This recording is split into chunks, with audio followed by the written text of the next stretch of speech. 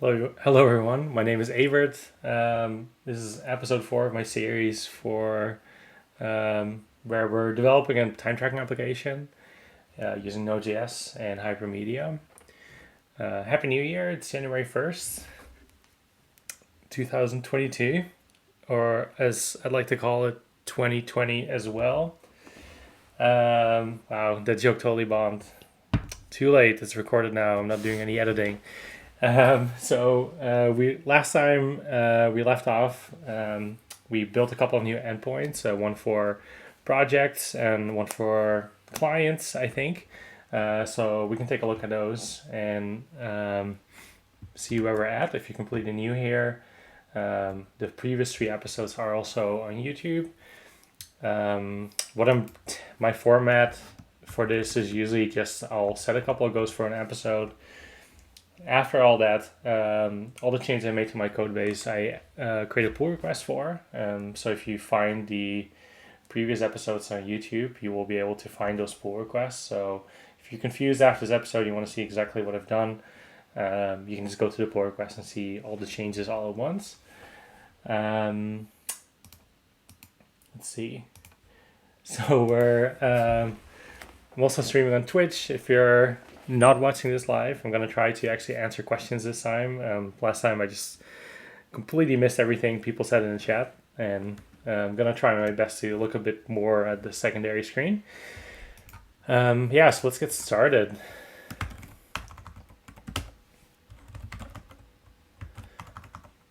So first thing I want to do is start a server and just kind of get an idea of where things were left off.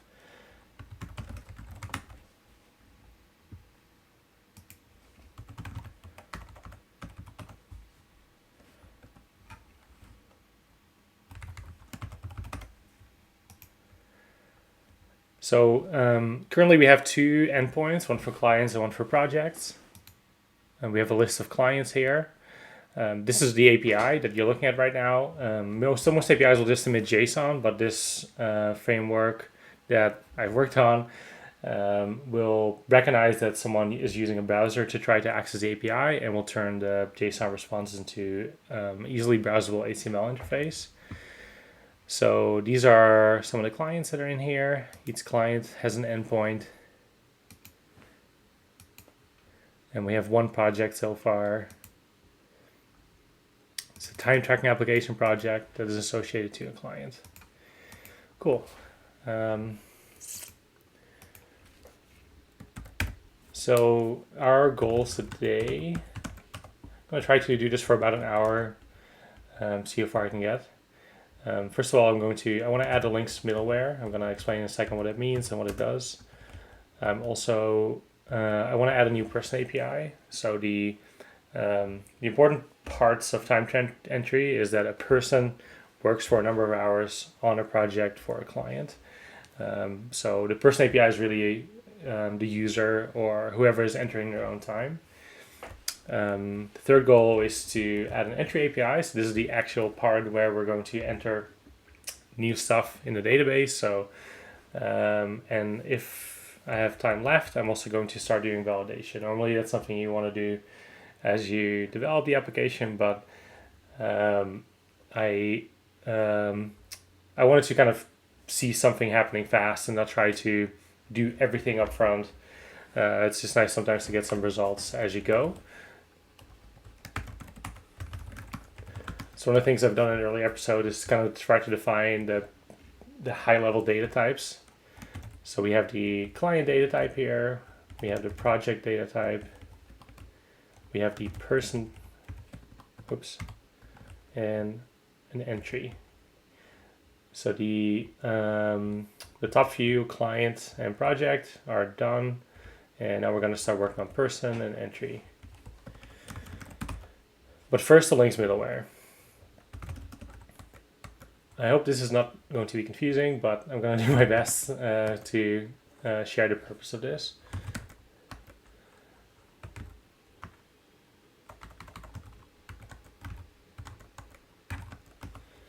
This is the controller for the project collection. In the post requests, we currently the request body for the post request takes a name and takes a client. And the client is supplied as a client ID. So one of the things I don't like to do with hypermedia servers is try to, as much as possible, avoid ID. So if you look at a client endpoint for me, there's no ID in here. And the reason for that is because we want, as much as possible, we want to encourage people to use a full URL. Because the URL itself is already an identifier. So if we can kind of, suggest to developers to not consider any part of this URL special, such as the number one, and instead use this as the main ID, then as soon as they start doing that, they skip a lot of steps. And it also prevents, we also want to suggest to developers to not automatically, or to not build up URLs from different components and instead follow URLs. So this is one of the reasons, I'm doing that. So to create new clients, though, for now, I just added a client ID. So what I instead want to do is, when we're creating a new project, I want to force the client to actually supply the client ID as a URL instead of a number. And Dorian asked in the chat whether using the URL is hard to communicate. And my answer to that is, yeah, definitely. I've worked on hypermedia servers for different groups, and there's situations where there's enough all the people in a room, and you can kind of explain to people how these things are supposed to work. And in most cases, people do the right thing. We also have control over pull requests, and we can help people go in the right direction.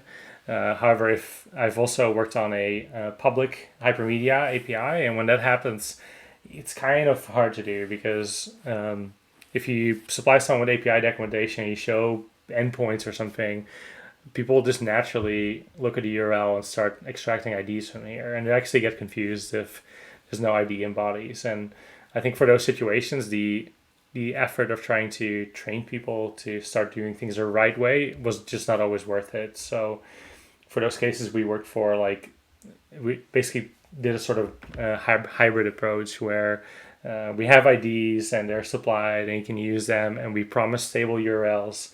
But then for smarter clients, they can use hypermedia, which is not, I wouldn't say is like the worst of both worlds, because I think hypermedia still has a lot to offer aside from the discoverability aspect. But it's definitely difficult to do. You don't want to have to give someone a book before they start learning how to use your API.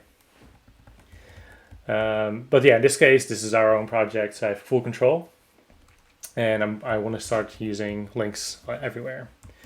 Another thing you might see here is we're casting the request body as any, and that is because we don't use validation yet. As soon as we add validation here, which I might do at the end of the episode or the next one, there's no more casting to any.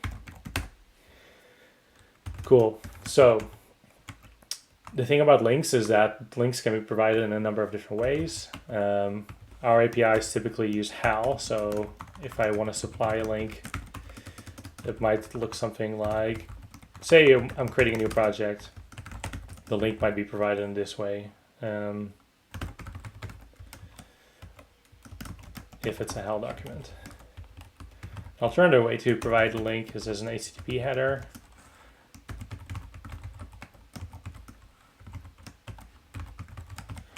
This is the same thing. So the Curveball framework has a middleware that parses either of these and then makes it really easily available. So we basically leave it open to the user to decide how they want to provide the link, and then the controller can easily pick up on that link.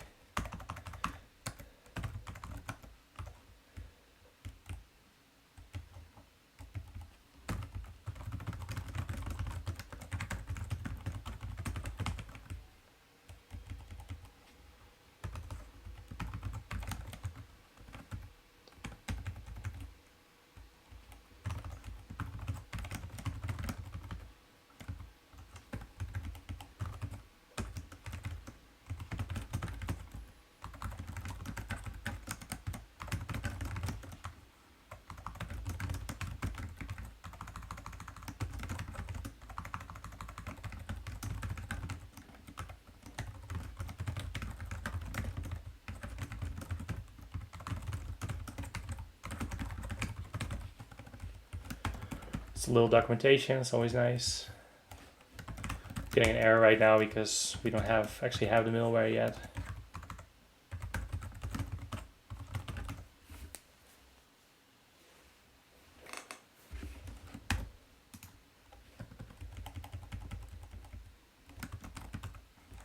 Okay, so now I added the links middleware. I can instead of body to client ID, I can do something like this. Client URL equals cts.request.links get client.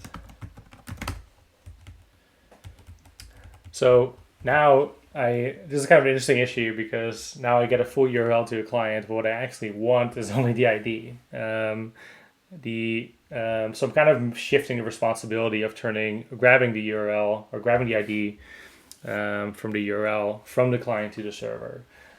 On the server side, I don't have an elegant way yet to map these IDs to these URLs to internal objects. So I am going to completely cheat and just grab an ID from here. At least we're starting off with like a good way to do things on the client side, and eventually we'll solve this on the server too. So again, sorry for the cheating. This is a little bit messy. First, I want to just make sure that I throw bad requests if client link is not provided.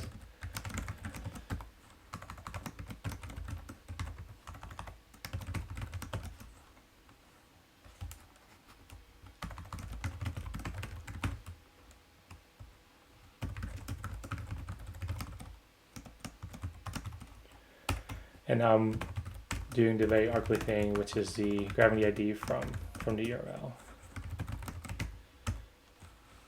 Okay, so the laziest way I can think of doing this is just grab the last component. Is there a way to quickly grab the last? Yeah, that's probably it.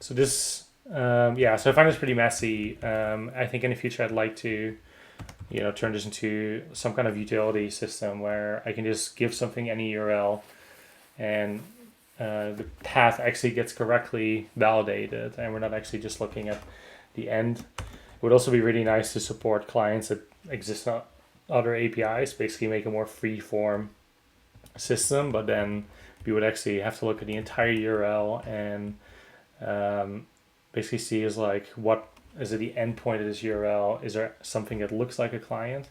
All those things are pretty complicated. So I'm doing more or less the lazy thing. I'm just grabbing the ID from the URL and kind of leave it with that.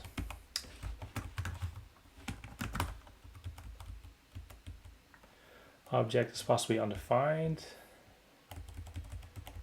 I also want to bring in bad requests.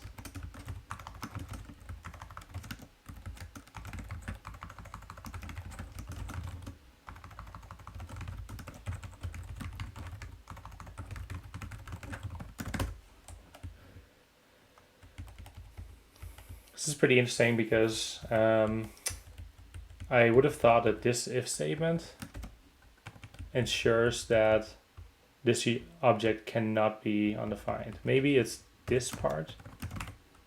No.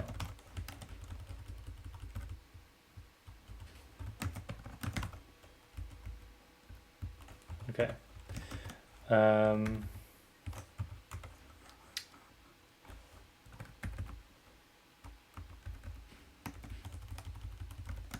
Okay, it's okay with this. Interesting. Oh, it's probably because I put the parentheses in the wrong place. The plus ensures that we're casting to a number. Oh, no, it still doesn't let me do that. Interesting. Oh, I guess because pop could return undefined.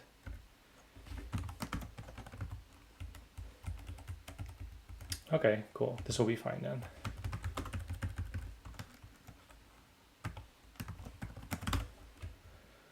Okay.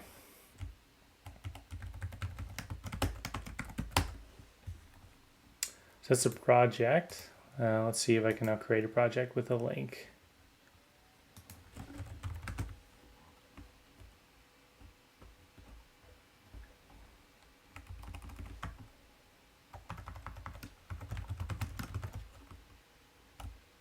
So instead of a client ID, I'm going to pass this as a header. If anyone has suggestions on a better command line interface for this, I'm all ears. I suppose I could also use something like Postman. I'm not very familiar with those tools, but I'm sure it would make stuff faster.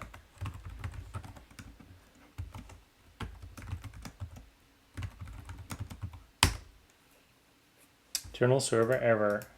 Let's see what we got here.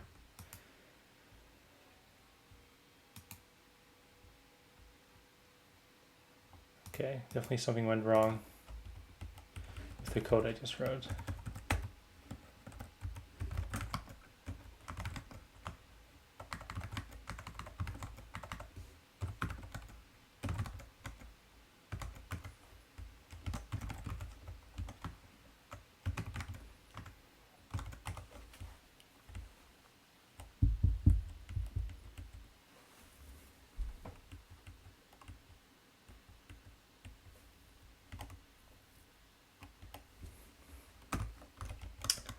See if I can log client ID. Oh, one thing is definitely wrong, and that's probably the mistake here. I didn't set this up to automatically restart when I'm making changes. So we're just running some old code. That apparently also had a bug, so good to know. It's because we didn't do, we don't have validation yet. 201 created, that looks better. Pokemon API, client is good. Okay, good to go. So that was the first goal today, was to switch to using links for relationships, also for creating new stuff. So that's a success. Next step, I want to, let's take a look what I said I wanted to do. Cool, so this one's done. Next one is the person API. So let's take a look at what a person looks like. Oops. So person right now has an ID, has an href, because everything has an href, and a name. So really it has a name. That's the most important part for a person right now. I'm not sure if I like the name person, but I'm also not sure if I like the name user, because there might not be a relation between who we're entering data for and who's actually logged in. Because in a later episode, I'm going to add authentication support, and authentication is going to be provided by a separate system. So I think I'm going to stay with person. Is there another good name for some? Yeah. Employee is also not right because they could be contractors. Like, what is a good name for someone who works on a project? I think it's going to stay person for now. Maybe I should in the future look up some other software and see if they have better nomenclature for this. Person it is. So the first step we take when adding a new type to the system is starting with a database. If I'm correct, we have a bunch of migrations here and not yet one for people. And I believe, so we use Connects for, which is, Connects is not really an ORM, it's like a creator builder that also has a migration system, using that for building migrations. So that's where I'm starting. Person. Okay, that did not work. Maybe I can do it from source. I know. I ran into this problem the last time too, and I solved it by adding some custom scripts to my package.json. That doesn't include a create. It's annoying. Okay, I'll figure it out later, but at least I know how to call it now.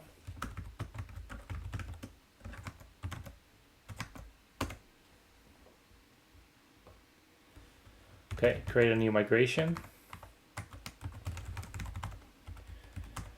And I'm pretty new to Connect, so I'm gonna borrow from my previous migration. So this is a migration where we created projects, and I'm just gonna copy that right in here. And the down function.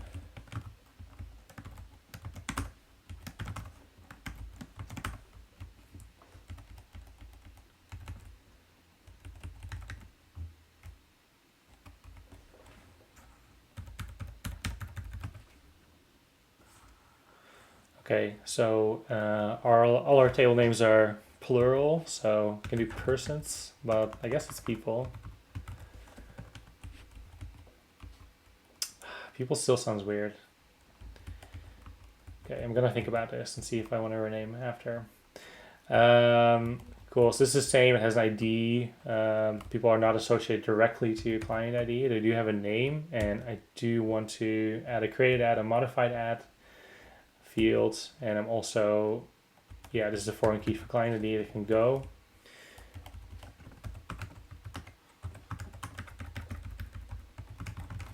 It's the down function. Cool, that's our migration. Let's see if it runs.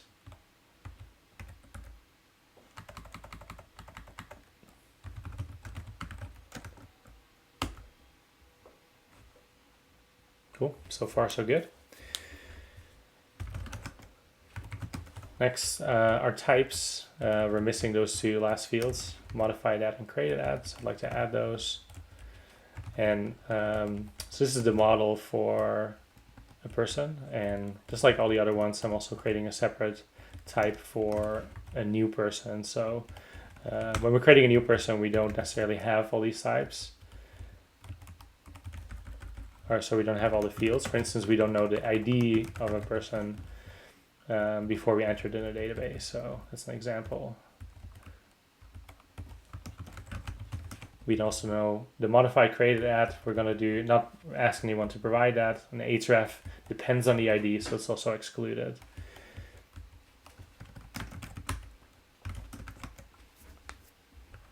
Cool. There was a type.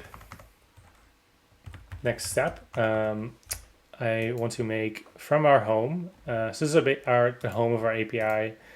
Every endpoint in this API returns some, or we try to return something, and the home is always a good place to just return all the possible top level collections. So it's easy for a developer to discover what kind of stuff they might be able to get from this API. So the first thing I'll do this time too is I'm gonna add the person's people collection. It's actually a person collection. In this case, it's singular.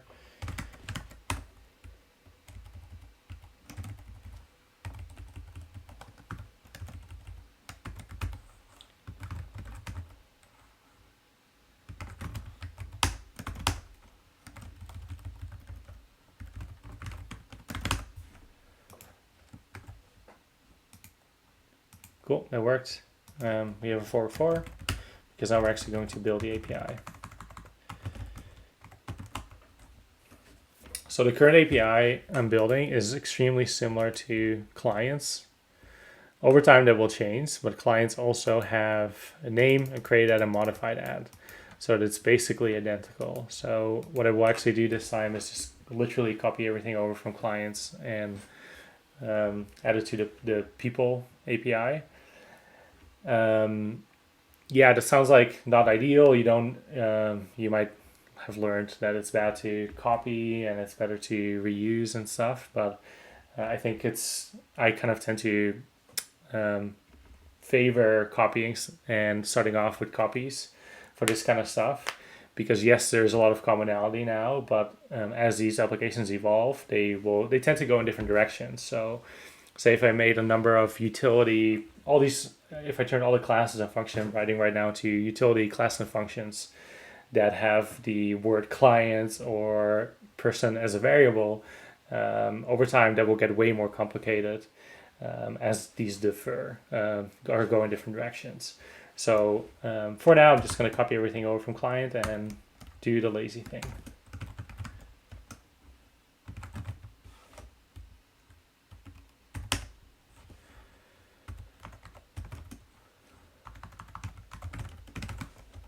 So these are all the files that are created. So I'm just going to filter by the TypeScript files.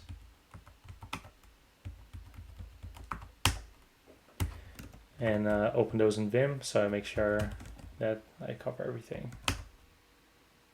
Wow, that didn't work. Oh, because escaping is different again, I guess. Here.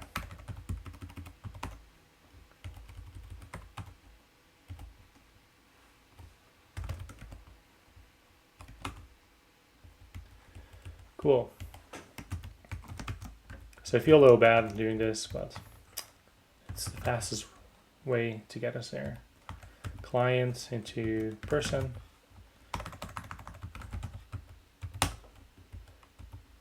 Persons.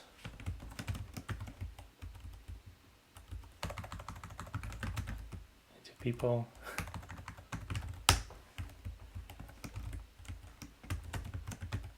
Client into person. Okay, let's see how this looks. List of people. This all looks good. Yep. Okay, let's go to the next one.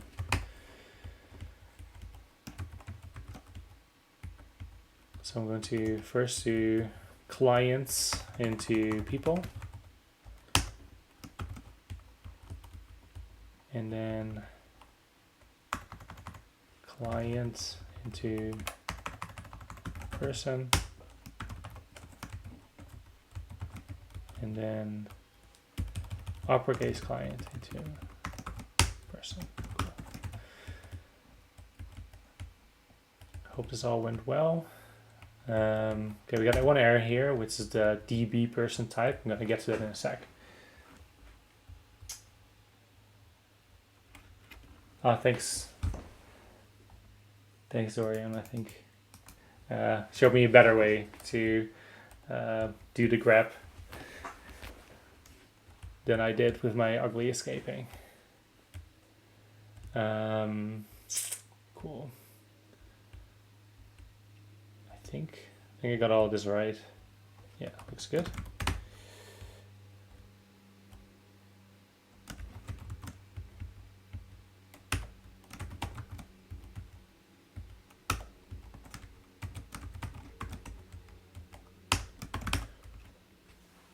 Just the 3 renames also looks good to me. And the last one. I suppose I could have found a way to do this all on the files all at once, but I'm not good enough with the command line to do that. Okay, it's done. So the error we got was related to connects.ts. This is the file that we initialize the database or the connects layer, and the way we can add typing to our connects, like the ORM part of it or the query builder part, is that we create these types and then extend the connects tables internal type with those types. So I'm going to add the interface for person. ID number, name string, client ID, no, it's not in there. Created at, so date, modified at, so date. It's a funky syntax if you haven't seen this before. The declare module basically lets you create types for external things. And if an interface define more than once, so connect somewhere internally will define this interface in connects types tables, and we're also defining it. If those appear multiple times, then those interfaces will be merged, and in TypeScript that's called interface declaration merging.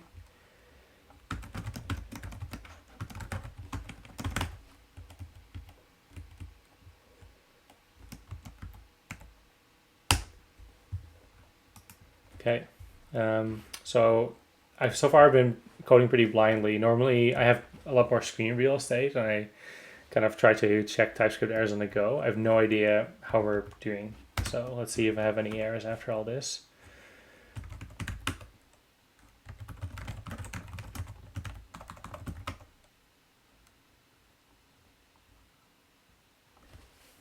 No, that's good.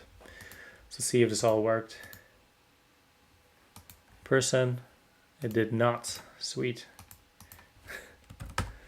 Oh, because I forgot the final ingredient, the router. Oh.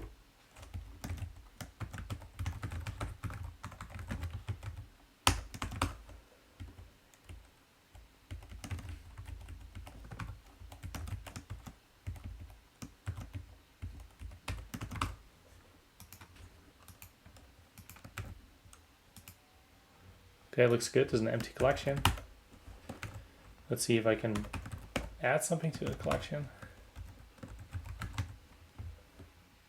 So we're just doing a post request to person.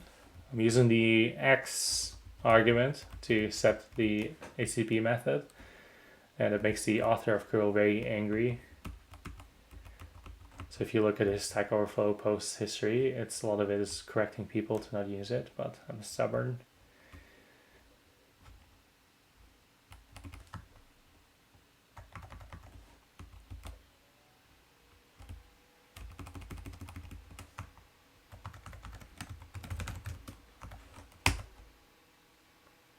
Error.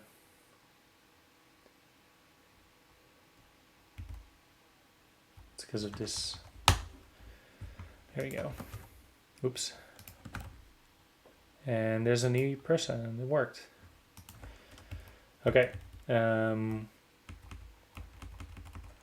Cool.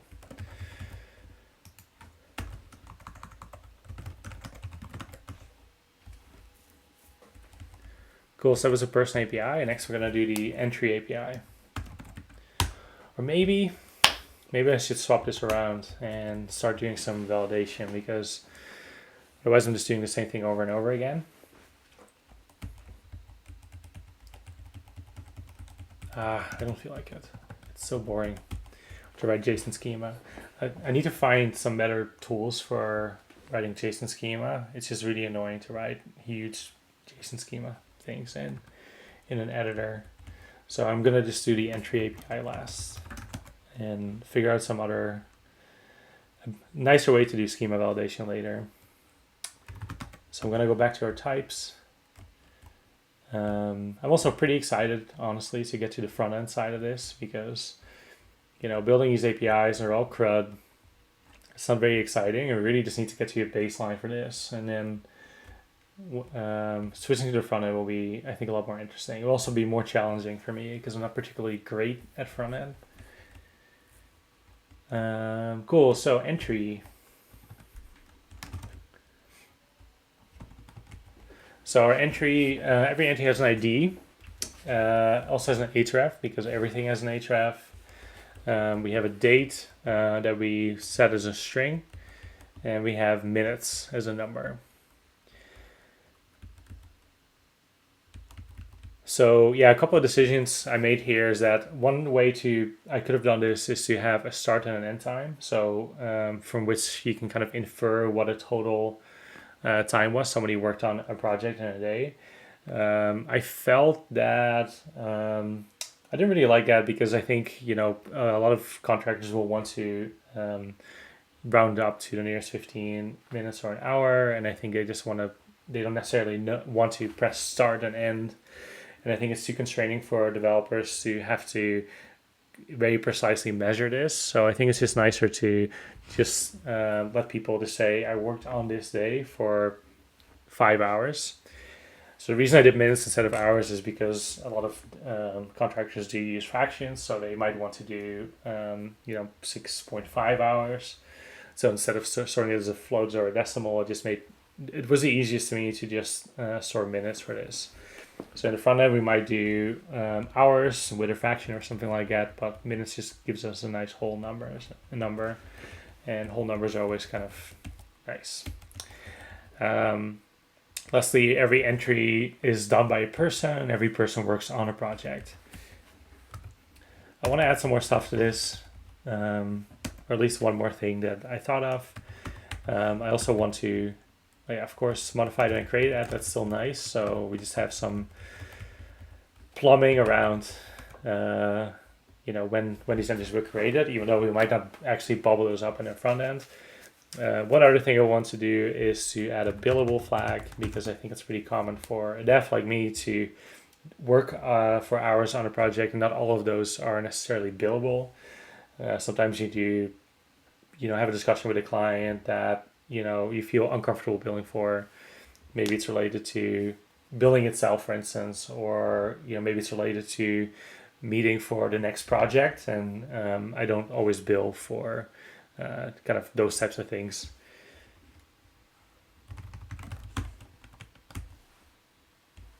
But sometimes it is still nice sometimes to be able to track those. I think that's all I can think of for now. This one is a bit bigger than all the others.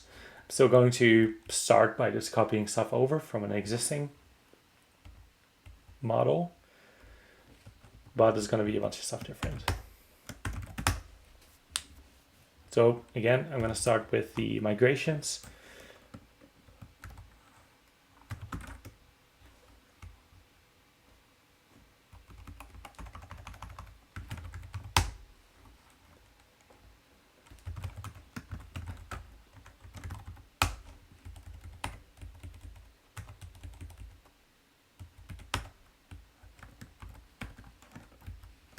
And because I haven't memorized anything yet, I'm going to copy stuff over. So I'll do that from projects.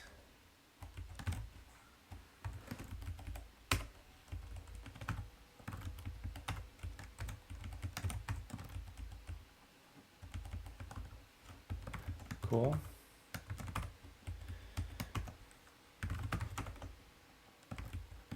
And I just want to have the types open so I know exactly what I'm making.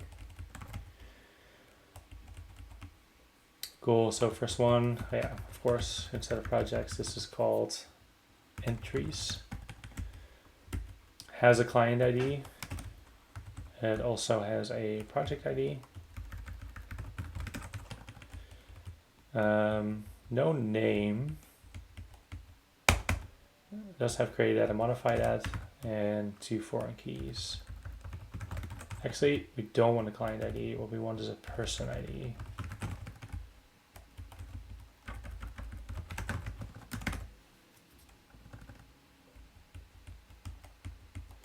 Dorian asks, wouldn't you infer the client from the project? And yeah, you're absolutely right. I just got that wrong. One thing I am definitely missing here is that I want to add a note. So it's very common for us to be asked a report of what was worked on in previous times. And I think it's just nice to be able to enter what you did at a specific time. So I'm adding a note. So it's going to make sure that all those things are actually entered. So we got table.date.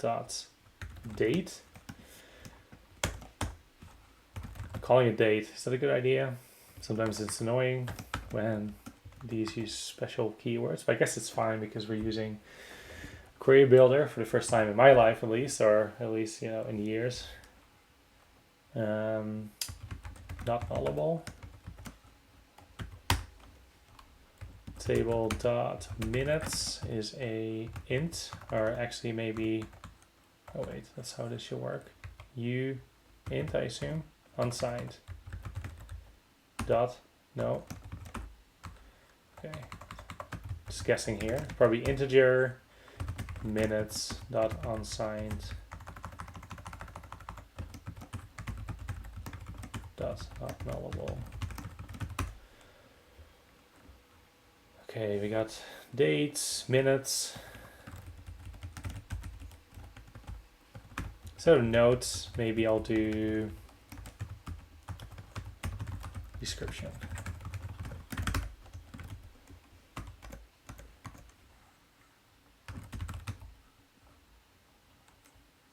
Is it varchar? No, it's string.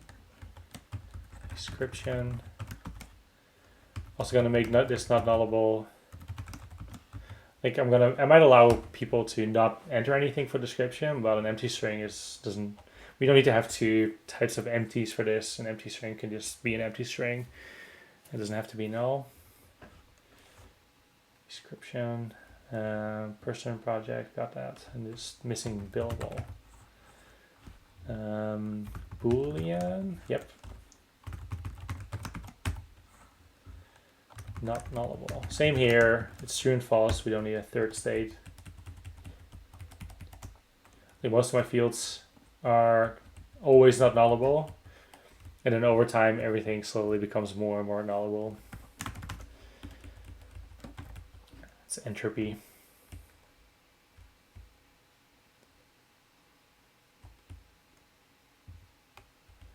Cool. I think we're good to go here.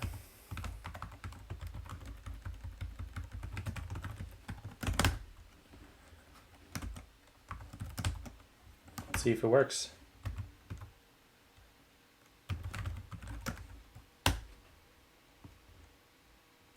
No. Very curious. Client ID does not exist in table. It's because this needs to be, yeah, I got it wrong. Oops.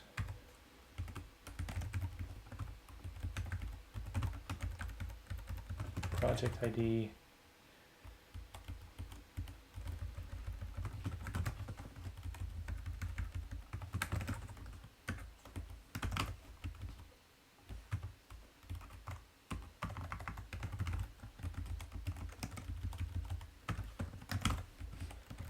Okay, let's see. This is better.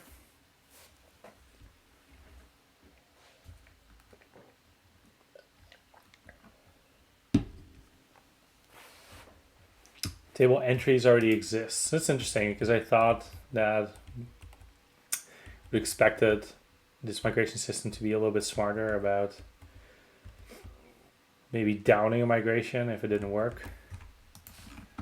But it doesn't seem like it. So let's manually remove that table again.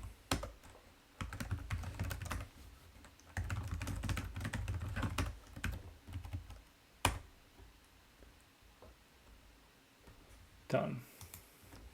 It's curious.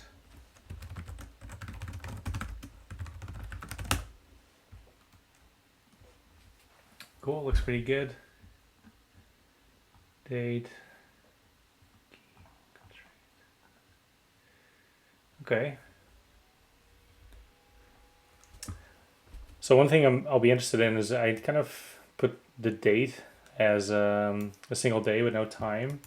And I wonder if Connects will cast that to a JavaScript date object or a string, as I hope.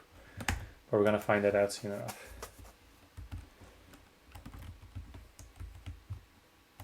Okay, what I'm going to do next is I'm going to change the order a little bit from last time. I'm going to start with these entries. Might as well do that again from my types. So we have an entry and we need to have an equivalent for the database.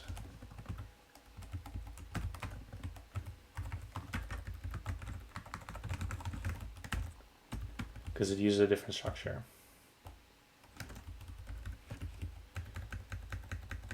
So I don't know yet if this is a lie.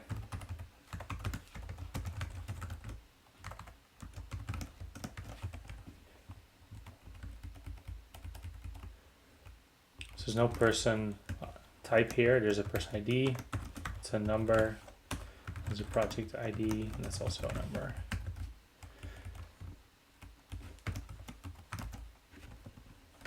Convention is in MySQL or many databases I know is to use snake case like this. So yeah, I don't know why or why that's important, but I just blindly just follow what I've been told here to not surprise anyone.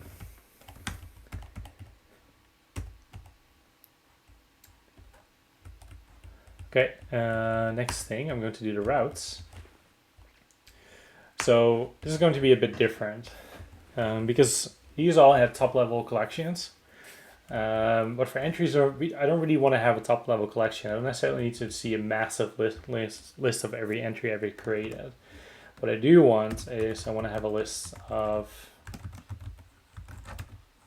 entries per person.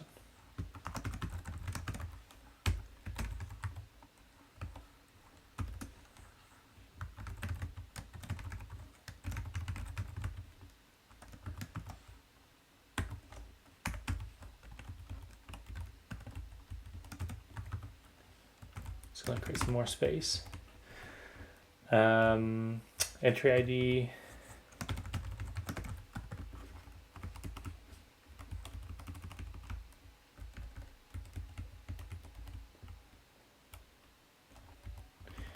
Okay, I'll change the name a little bit for this because I think if I start everything with entry, then these will more easily be alphabetically sorted.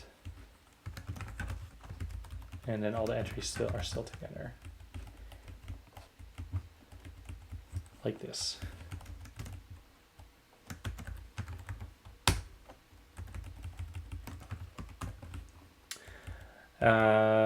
Okay, so we have here, we're going to create a collection of all the entries per person, per person, and also a single entry ID endpoint. What I'm also going to do is I'm going to want another collection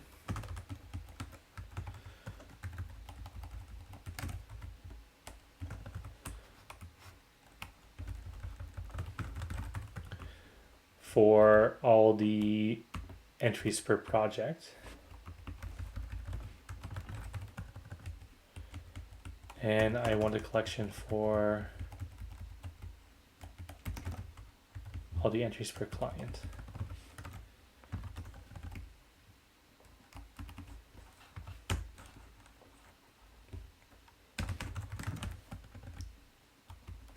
Oh, wait, sorry.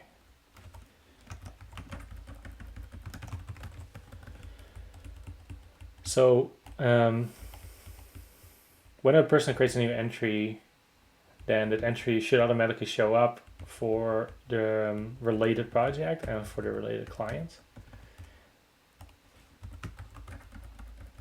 So really, like, one entry causes it to appear in a couple of different places. So question you might have is like, why don't we have an entry ID for all these too? And the reason for that is because the client endpoint and the project endpoint, they're just collections, and the collection contains a list of entries. Those lists of entries can just live somewhere else. So it's not like a file system where we create a directory, and directory needs to have a number of files. The files in a directory in HTTP can live anywhere on the internet. It just needs to have a URL. So I don't necessarily want to copy, like, have multiple places where you can obtain the same entry. In fact, it would be kind of a negative because I want to let people allow people an easy way to see, like, are these two things similar, and are these two things the same thing.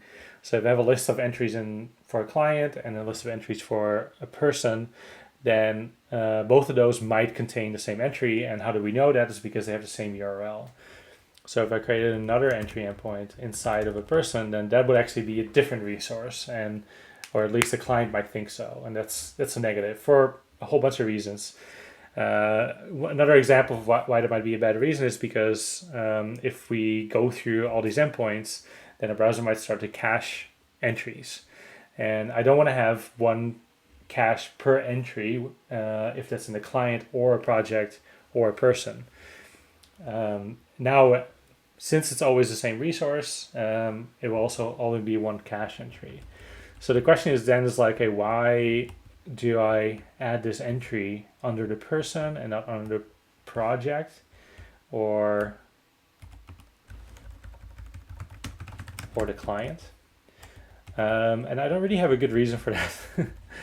And I'm actually like, I'm kind of, talking to myself here. So also just doing this as I go. And I'm not sure if I want it here.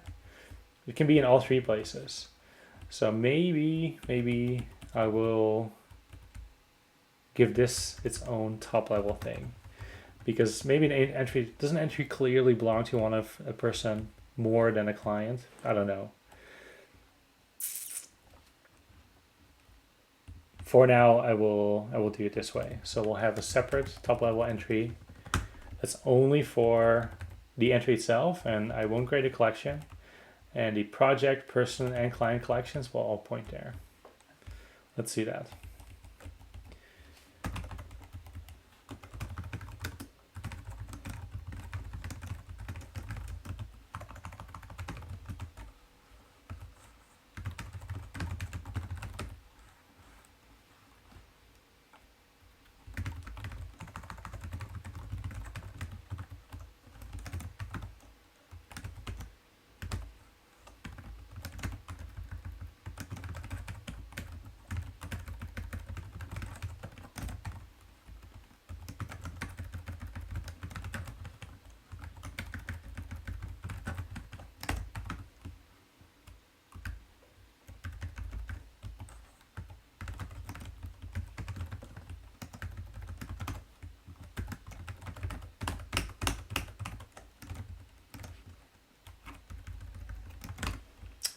Cool, we have a total of 4 controllers to build.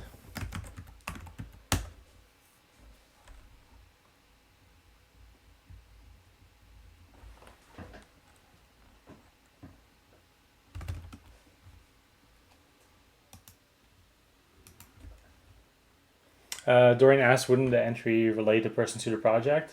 So I'm kind of building this system for my own business. And so we have a number of contractors and employees, and they all go from project to project. So even for myself, like me as a person, I might just on a given day actually work on several projects at the same time.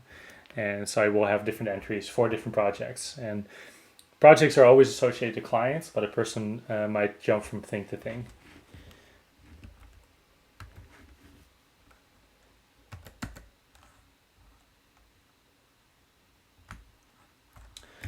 So I'm gonna do the lazy thing again and start with a copy, this time from project, because it has a little bit more overlap.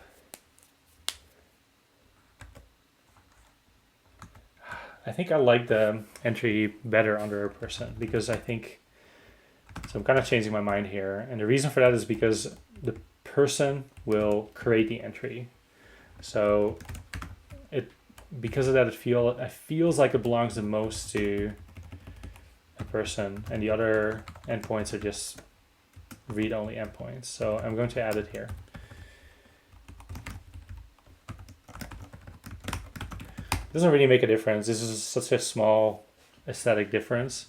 A good client should discover all these URLs anyway, so it shouldn't even care what URLs there are, but I do just like things to be nice.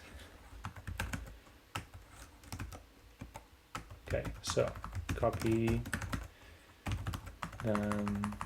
projects to a new thing called entry. So let's see if I can do this thing.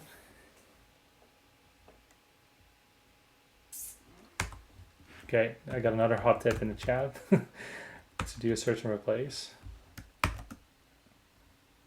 Find print 0. Let's see if I can figure this out. So I guess I want type F for all the files, in source, no, in entry. Okay.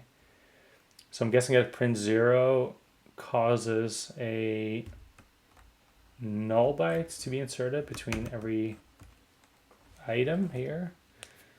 Although I shouldn't need it because there's no spaces, but it seems like a good habit. But I'm just going to do it without. Okay, yeah. So here's all the files. So then I want to, using xargs, I want to do a search and replace. And again, I'm very bad at this, so let's see how this goes.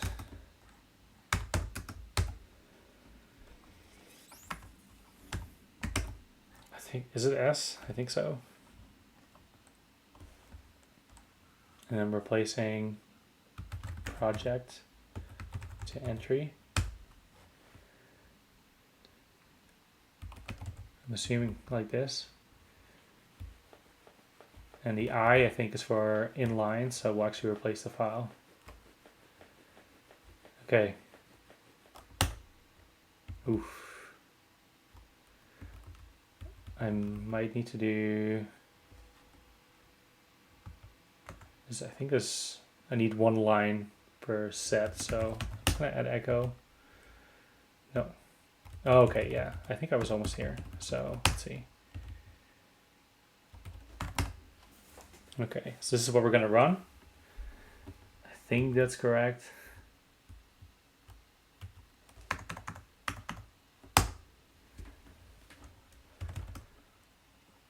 Okay, we'll find out.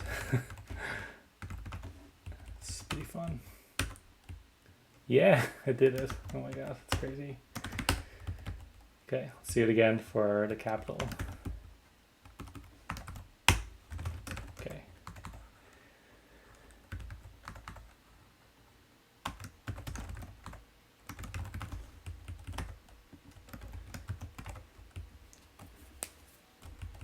Okay, so this is interesting.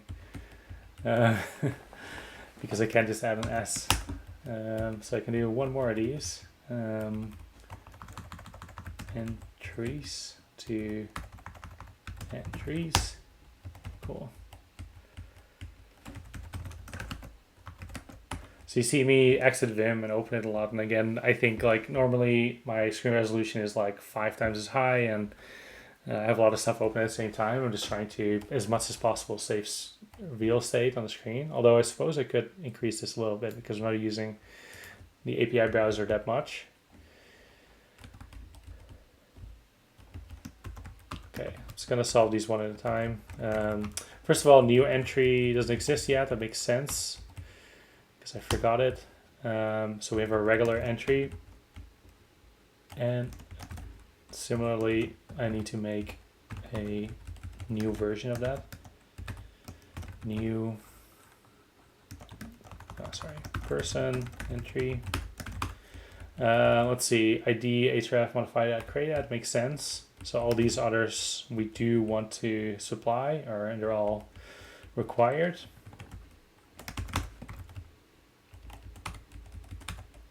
Back to the service, so find all, that looks fine.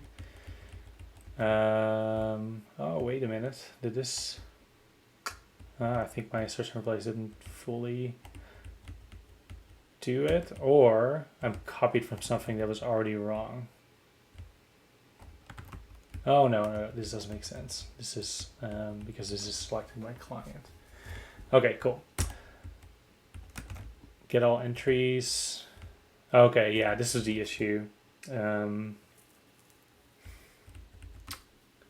Okay, cool. Sorry, I'm kind of tripping over my words. So I'm gonna start with maybe not using this. Do I want to use this? It's just annoying because I'm worried this is too confusing if you're reading this for the first time.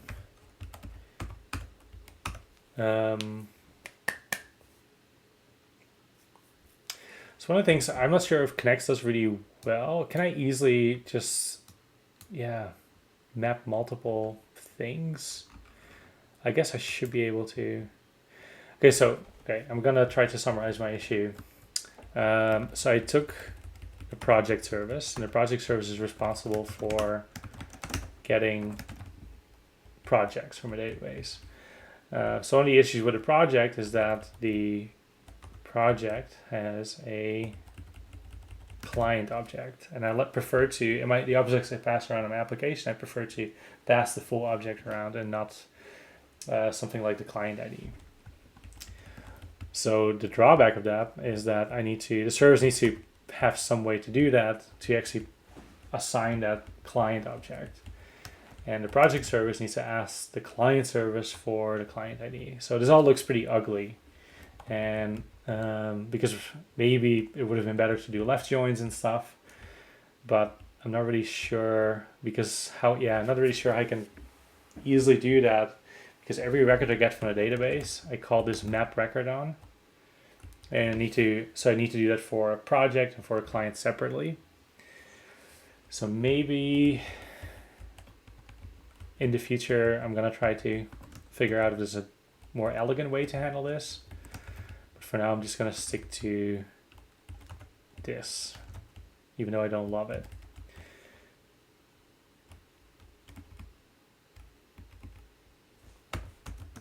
So our map record has input, which is the entry we got from the database, and I also wanted to force the user to pass the client and the person,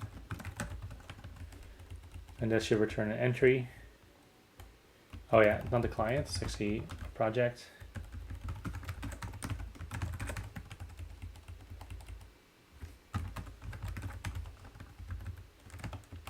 And a person.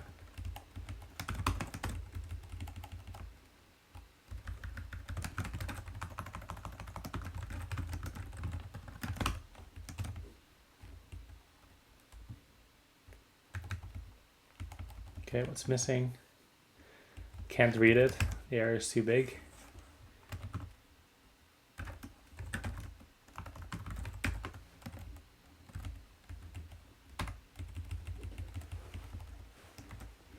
Least description.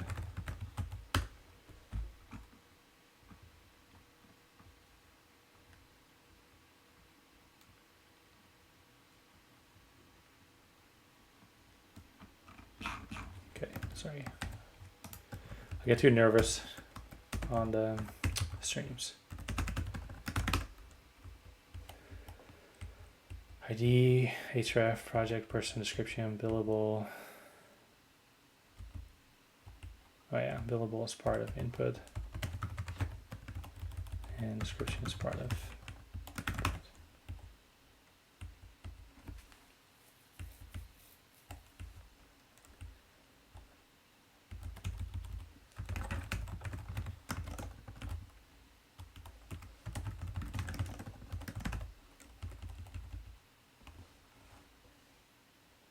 Do we get a better error if I wait? No.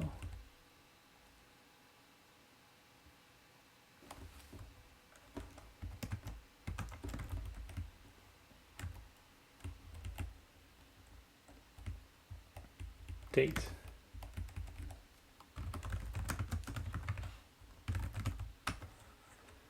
Minutes. Okay. Error is gone.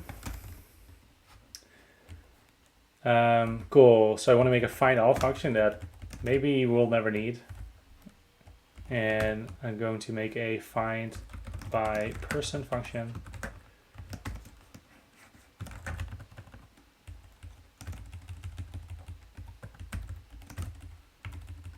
Find by project.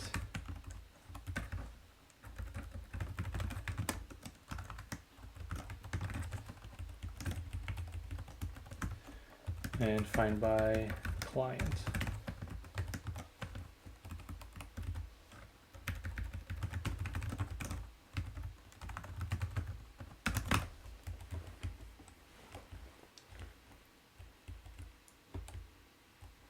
Okay, missing from here is I want the project service and I need the person service.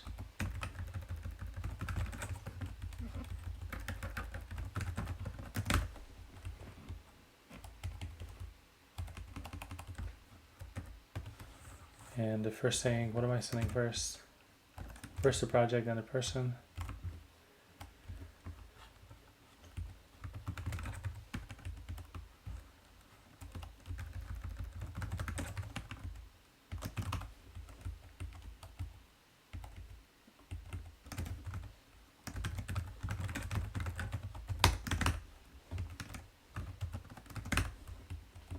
Okay, this should be good in theory.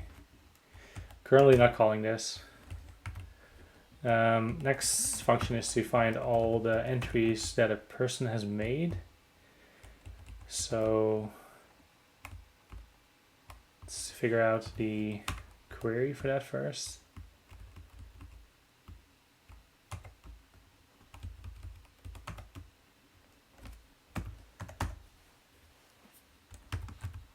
Where, I assume.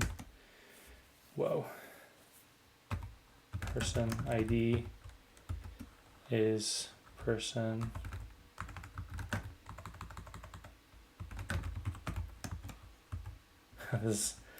There's some crazy pop-ups.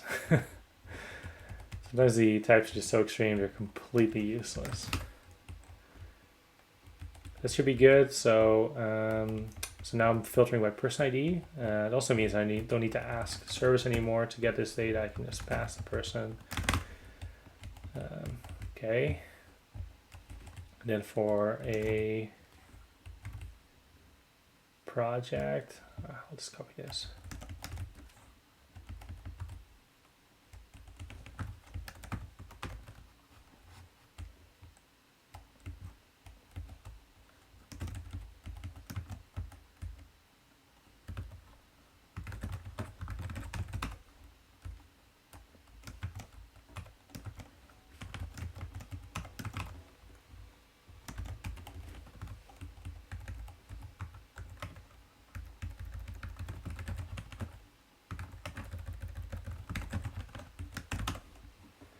Cool, and now the last one, that's the client. This one is a bit more complex. We need to do a left join.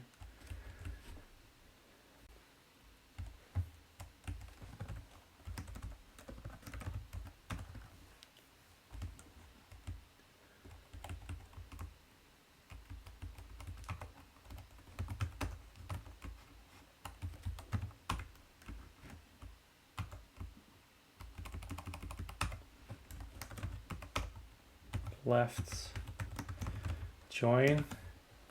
Yeah, so I've no idea how these syntaxes work, and this is insane. I mean, like, I feel like some of those things some of the projects start with at least a human readable description. But yeah, this is kind of useless.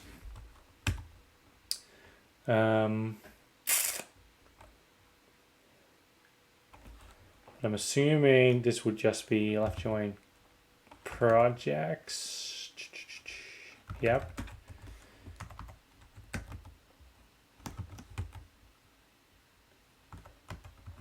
On. Nope, that's not it. Okay, cool. Let's look up how Connects wants this.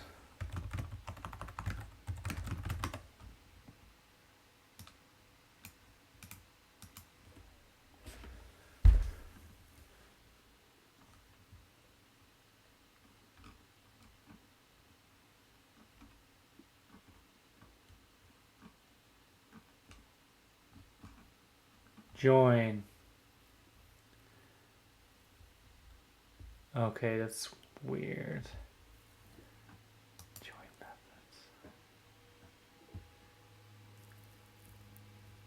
methods. Okay.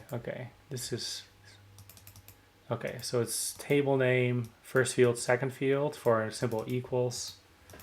Let's do that.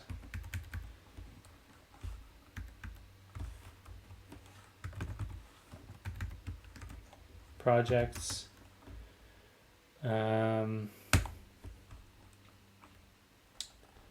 That's, let me think. Client.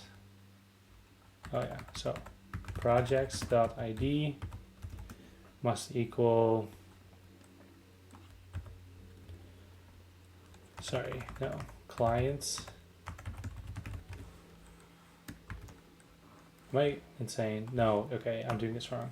So this actually is entries.project.id needs to match projects.id, and then we can do a where projects.client.id equals client.id.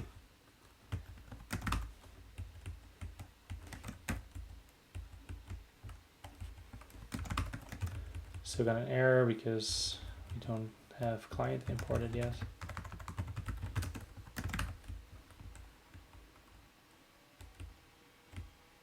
Okay, this looks decent.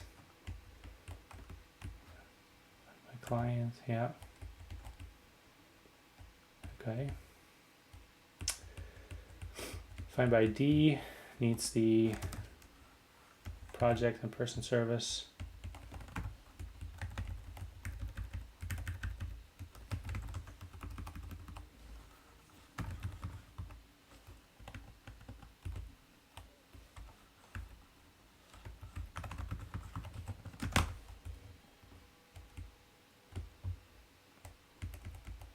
Create is very different too.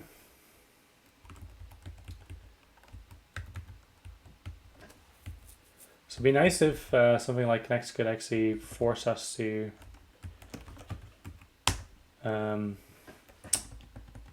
pass all the correct fields. Doesn't seem like it does that. If I remove this, it says it's correct, but a lot of these things are non-nullable, so it's not right. Cool. So project ID equals entry.project.id. Person ID is entry.person.id. Date. Date. Minutes. Entry.minutes.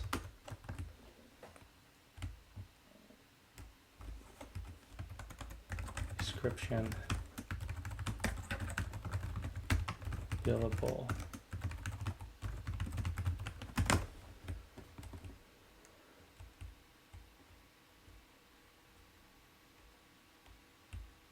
Okay, I think I got it all.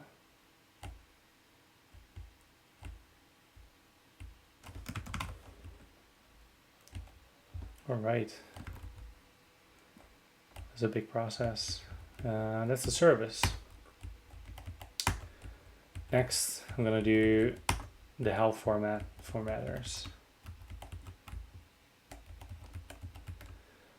Okay, so this is our simple collection. Collection has a link to itself, which is now going to be something else. It's going to be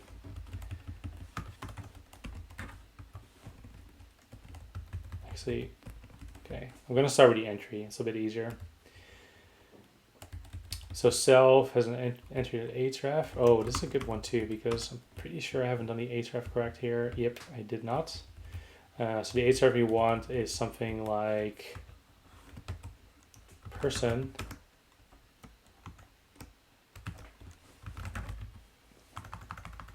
entry.person.id / entry. Yeah, it looks correct.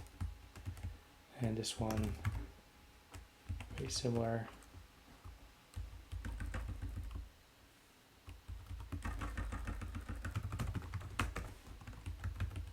There you go.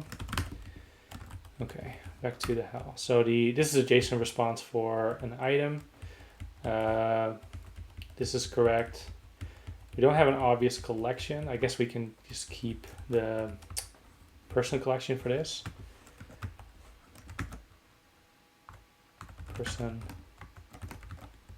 entry.person.id.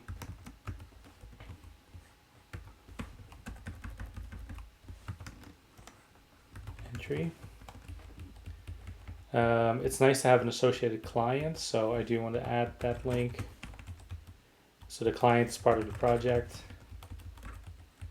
I also want to have a link to the project.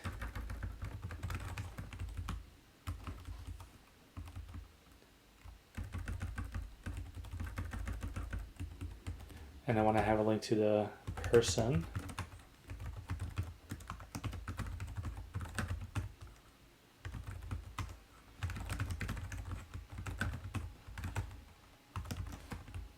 So here you see a very clear benefit of all our models or all our types having href as a standard property. So instead of having to build all those URLs manually every time, I can just do it once and reuse them.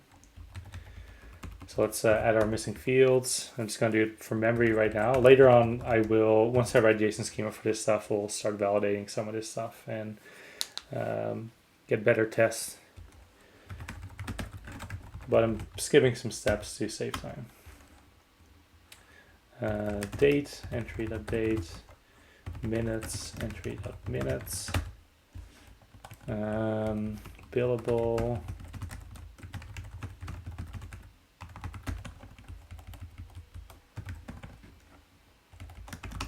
Okay, that's our item. So instead of one collection, we actually have 3 collections. So then I'm going to do the person collection first. So its own URL is on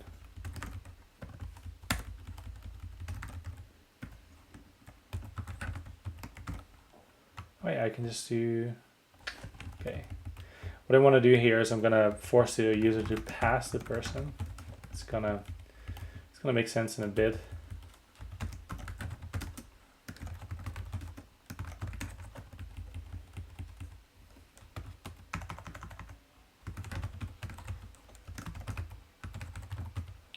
So we're doing a lot of URL building here, and that's fine. Like, it's something you want to avoid normally with hypermedia, but you want to avoid it on the client. The server is allowed to understand its own namespaces.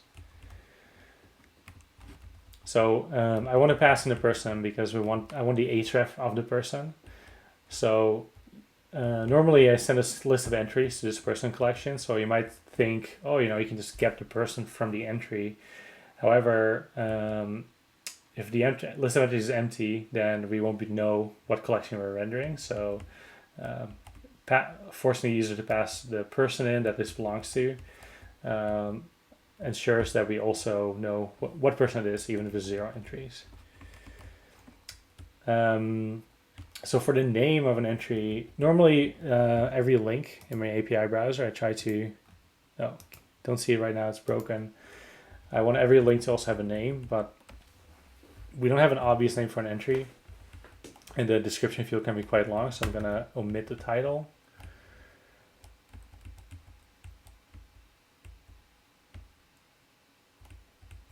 I think this looks fine. In the future, this will probably evolve a little bit. So one of the things you might think is, what if there's a lot of entries? Say we have thousands for a single developer, then yes, that is a problem. So we want to add in paging, but that's not something I'm going to do today. We'll get there over time. We have a person collection, a client collection,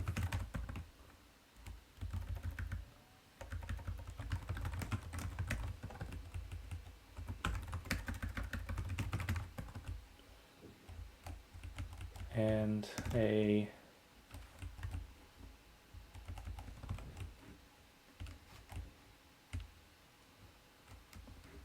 project collection.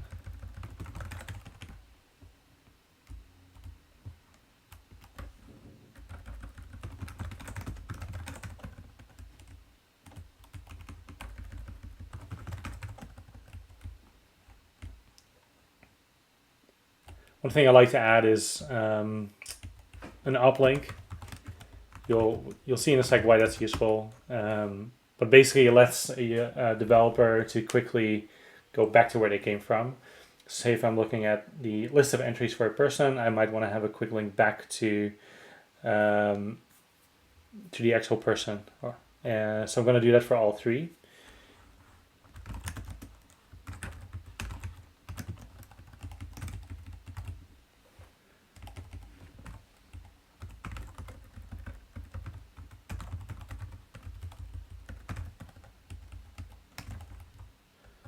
I'm starting to wonder, this looks like this can be a single collection. Okay, it's possible in the future we want different ones for this, but I don't see anything right now that requires 3 separate functions.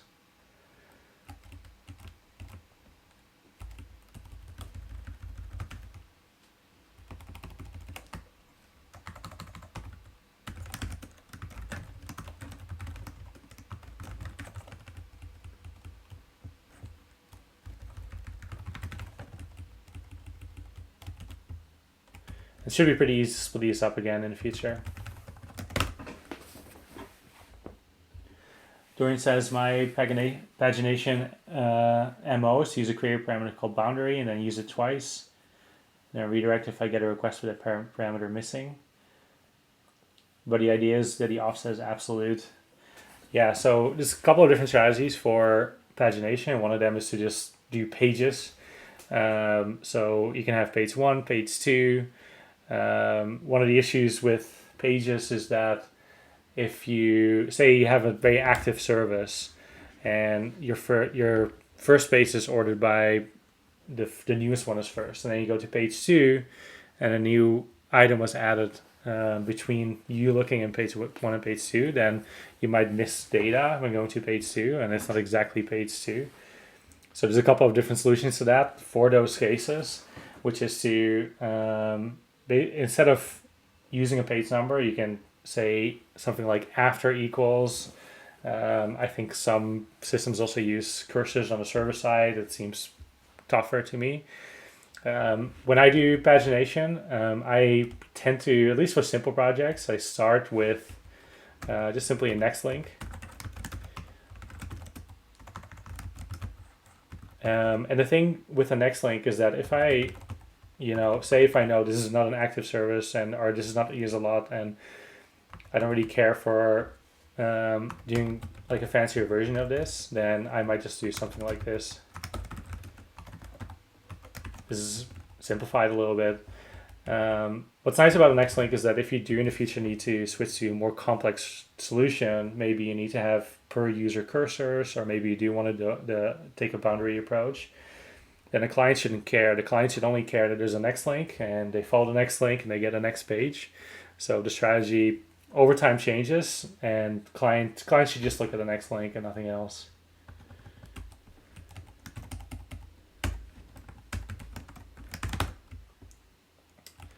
Okay, feel good about these formatters. Next I'm going to do the entry controller. Pretty sure I don't need to change anything right here. It's also, this service is completely open to anyone. There's no authentication, there's no authorization. Once we add the authentication server, we're also going to add permissions and just make sure that for any endpoint, only relevant people can access these things. But yeah, so I don't think anything needs to change here right now. You only have a GET request for entries or all the other stuff. It's the only two things we support in this service so far is GET requests for reading and POST requests for creating, but no editing yet. Okay. That's the item controller. That's fine. Okay, so we had 3 controllers, one for projects, one for clients, and one for persons. So I think there's also going to be a lot of duplication here, I think, but I will duplicate them for now. So the first one I'm going to create is the person collection. This is the only one that supports posts. All the other ones will only do read only, because only a person adds their own entries, in our system at least.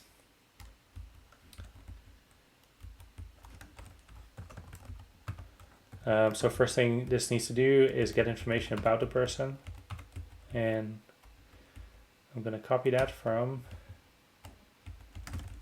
there you go. Person service find by ID. So const person equals await person service find by ID. So we want to bring in that person service.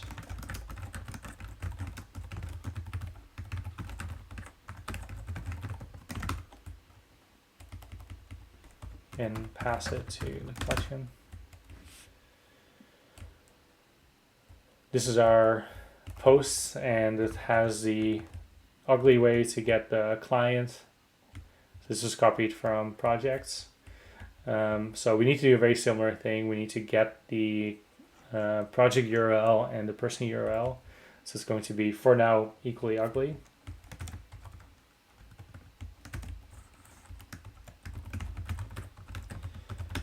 because it's pretty, like, some of these things are harder to work on, and it's hard to do it over stream. And if I'd like to fix this, but I want to have an idea first, and then maybe in the next stream talk about that idea. But I'm comfortable doing a sloppy thing for now.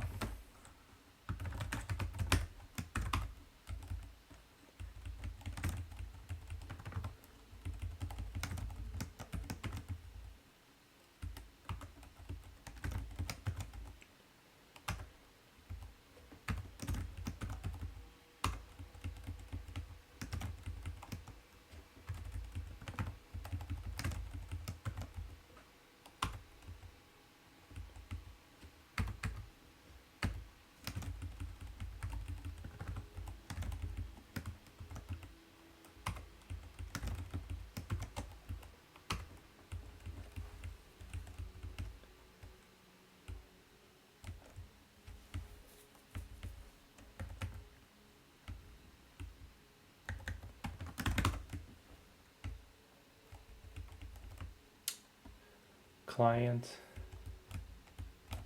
just needs to project and the person service. So we need to bring in the project service as well.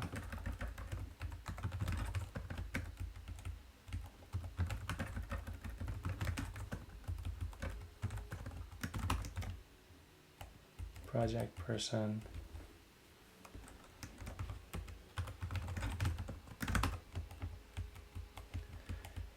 Okay, so here we need to create our new entry.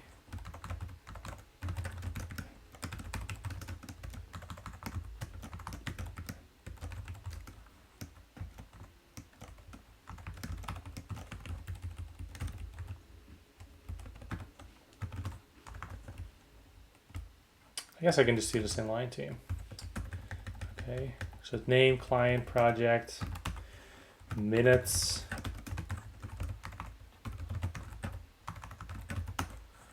And date.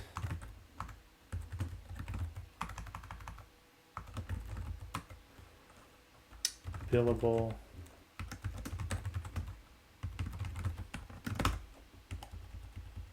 No name. No client. Description.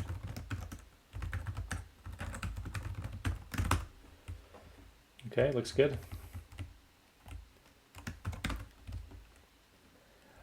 This might be a good time to do some testing, although we probably still have errors. Okay, never mind. I'm going to finish this. I'm pretty close. So, so entry collection. Let's do entry collection person. It's just nice to have good names. So we need two versions of this, which both of them are going to be a lot simpler. We want the client collection.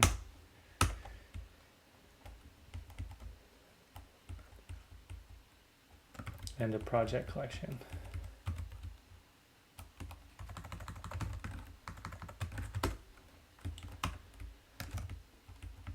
So this is the project collection. Don't need a post method.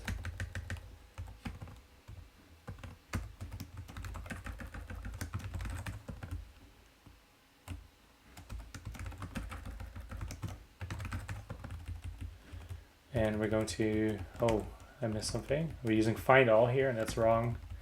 Let's go to the person collection.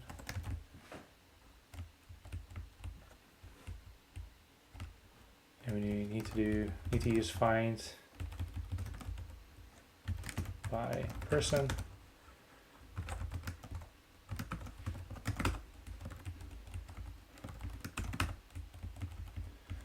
And this one is find by project.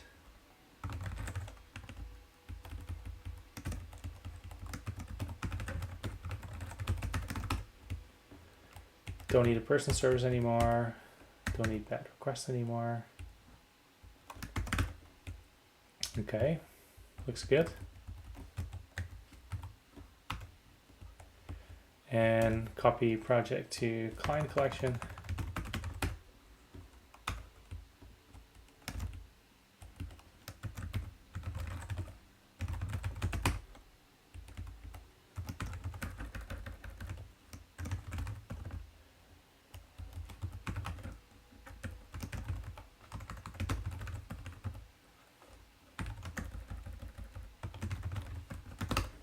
Okay, those are all our controllers. Let's see what the TypeScript thinks so far. I'm sure there's some errors this time.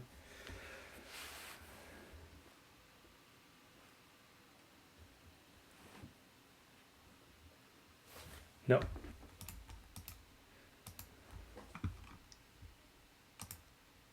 Good.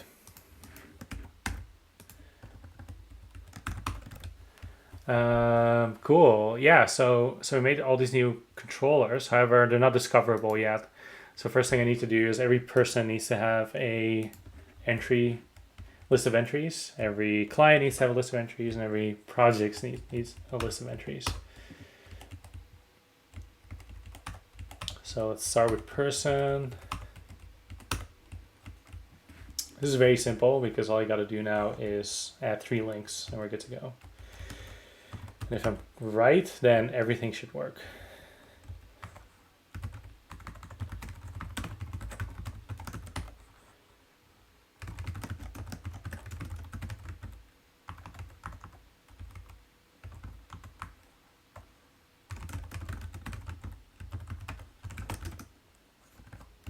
Why is this so weird? Oh, that's all right.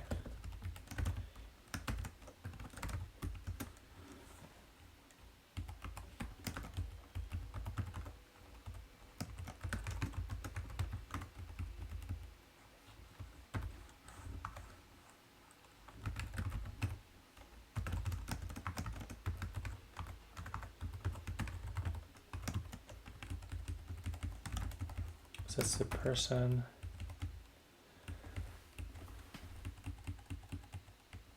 Bye, Dorian.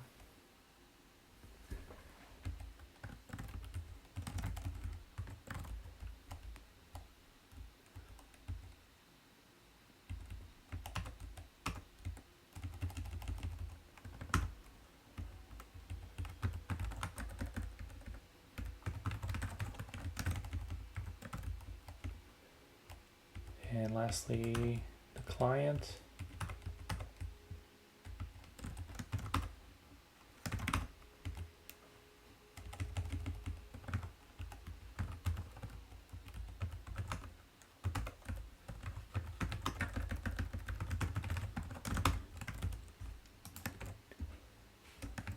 Too fast. Okay, cool. So I'm on my own page.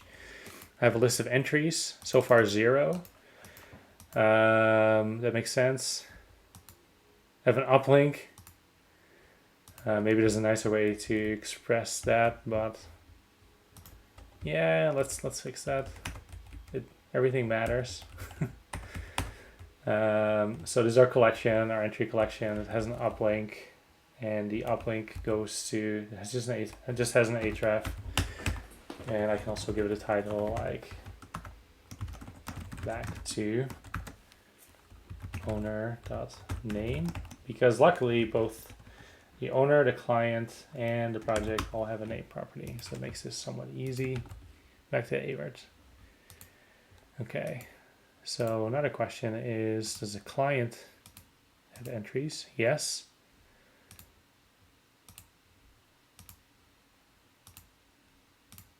Okay, and the project have entries? Yes. Okay, cool.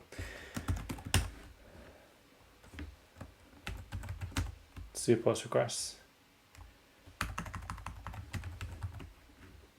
Maybe next time I should actually use something like Postman to make this a little bit less foreign. So what do I want to do? I want to go to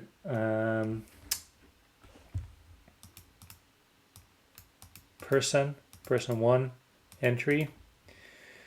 This is my endpoint, so that's fine. So on 2 links, project 1 rel is project. Another link is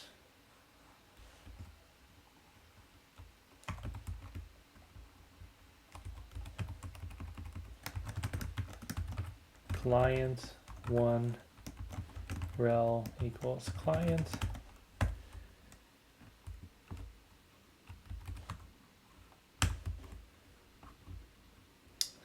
description is work on episode 4 minutes. So how long did I work on this? So it's only going to do an hour. We're an hour and a half in, so that is 90 minutes. Date equals 2022. Oh my god.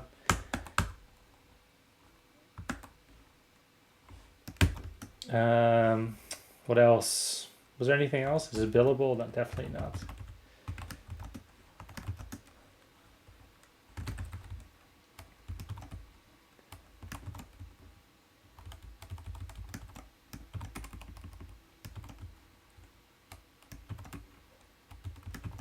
Yeah, I need to find a better way for this. 4 not found. Interesting. Oh, that's weird.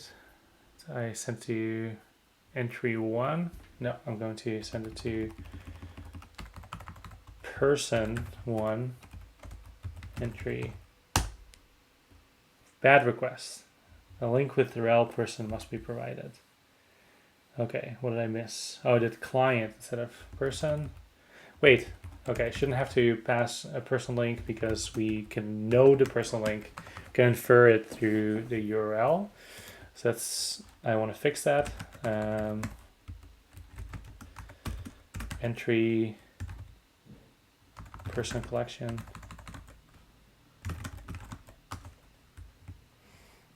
Yeah, okay, that was silly.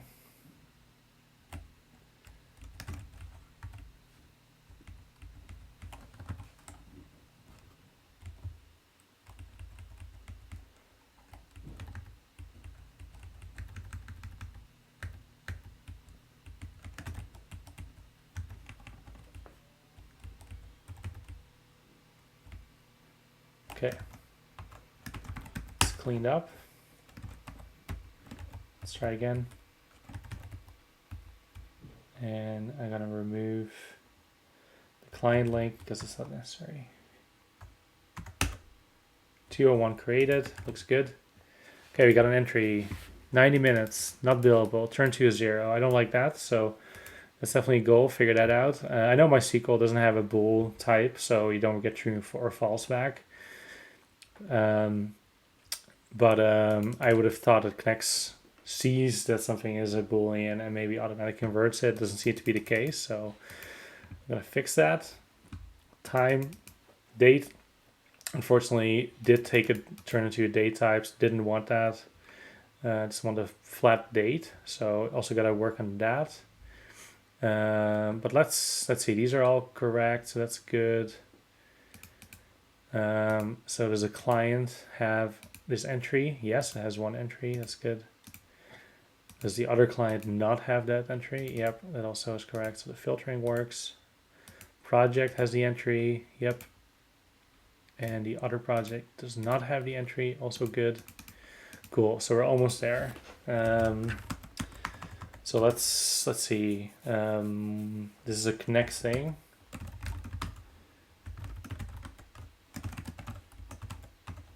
So there's 2 things I want to see. I'm just gonna run my server here, so it's very clear. Make this a lot bigger. So what I thought Knex gives me is wrong.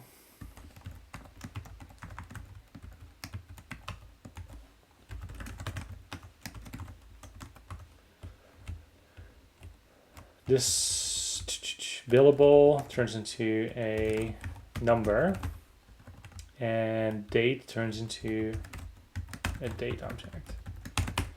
Should get some errors now. Yes, that's great. Because now in my entry service, I know what I'm actually getting from a database, and these 2 are wrong. So now I basically have an opportunity to correct that wrong. So this can just ISO string. No, is there an ISO date to date string? Is that correct? Is that what I want?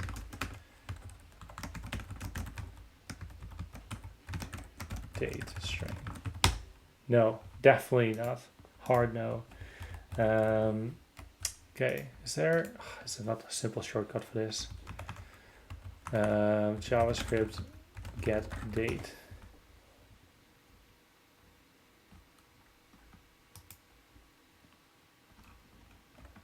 I have to do this manually.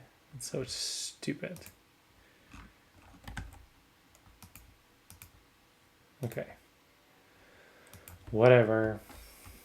No, you gotta be kidding. I don't want to use a date library just for this tiny thing.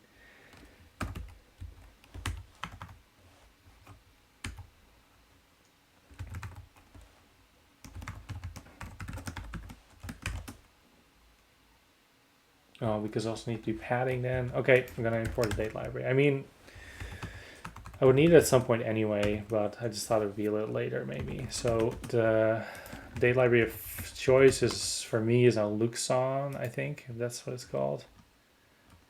Yep. A lot of people are used to Moment, but Moment is basically deprecated and should no longer be used for a new project. And Luxon has some nice benefits anyway over Moment. So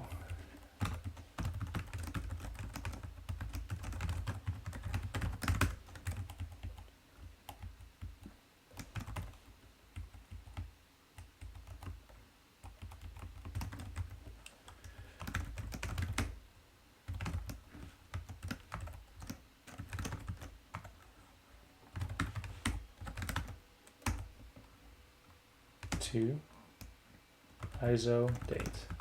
I'm going to assume that's correct. Billable, it's an easy one. It's 0, 1. We want true or false. So how do you do that? Like that.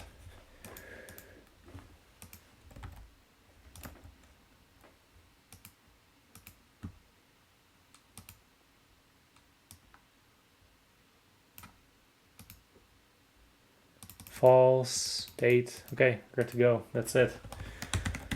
So that's the end of the episodes. Just to review the goals. We added links middleware and using links now to indicate relationships in our post requests. Added person API and the entry API. This is actually kind of a usable system now. It's an API. It doesn't have a front end, but I could actually start using this either by doing curl requests or postman requests or manual database entries. So it's kind of fun. I think, there's a lot of stuff that I need to do to make this a good application, like access control, validation. But maybe it's better to focus more on things that are more rewarding, like an actual front end. Because getting to a point where I can start using it and some of my coworkers can start using this is probably the most important. So we can start this feedback loop. So we'll see. I'm not exactly sure what I'm going to do in the next episode, but I think I'm definitely sure I'm going to leave with this. So if you watched all the way, thanks for watching, and maybe see you next week. I think I'm going to try to stream somewhat regularly and release these on YouTube once a week. All right. Have a great night. Or day, wherever you are, whatever time you are.